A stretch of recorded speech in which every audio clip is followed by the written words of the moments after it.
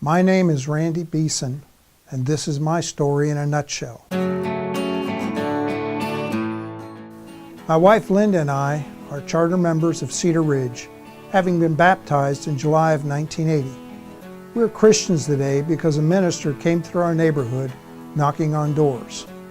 A month after we were baptized, I was asked to be a relief teacher for our 4th through 6th grade youth, and I've been teaching ever since then. My pre-Christian background was typical. I'd attended church off and on as a child, and I considered myself a good person. But after our son was born, I realized I needed some help raising a child. And when Norv Condi knocked on our front door in March of 1980, I was ready to listen. Since the late 1980s, I've had the privilege of serving as an elder here numerous times, and I'm chairman of our current board of elders. I had the privilege of being mentored in my early terms by some older men who were wiser and smarter than I was. Those men included Ray Valentine Sr., Frank Douglas, and Richard Jones. So much for myself. Now I would like to speak to you on behalf of the elders. Some of you may not understand the role of the eldership.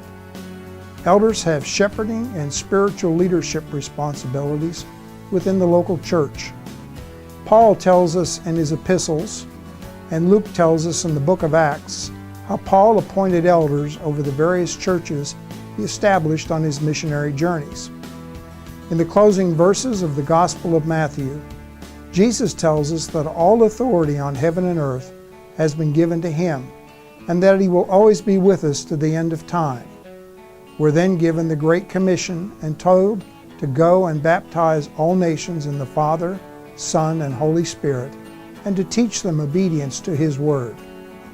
As he bade farewell to the Ephesian elders in Acts chapter 20, Paul charged them to oversee God's church and to protect it from the wolves that he believed would attack it.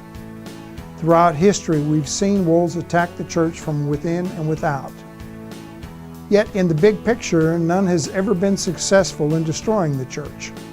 In fact, the opposite has always occurred. The church has grown where and when it was persecuted. During the past several months, the elders have been discussing ways for this church to better accomplish the Great Commission. Over the next few months, we will be meeting with each of you at your campuses to discuss these ideas with respect to your communities. We believe that the church's primary purpose is the Great Commission. We also believe that this congregation has been charged with evangelizing, teaching, and discipling the lost.